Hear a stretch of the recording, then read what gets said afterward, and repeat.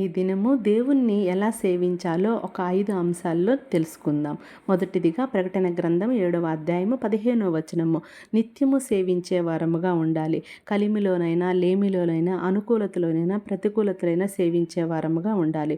రెండవదిగా కీర్తనల గ్రంథము 2వ అధ్యాయము 11వ వచనము. దేవుణ్ణి భయభక్తులతో సేవించే వారముగా ఉండాలి. ఏదో టైం పాస్ కోసమో, ఆశీర్వాదాల కోసమో చర్చికి వచ్చే వారముగా ఉండకూడదు. మూడవదిగా రోమాపత్రిక 12వ అధ్యాయము 11వ వచనము. ఆత్మ తీవ్రత కలిగి ఉండాలి.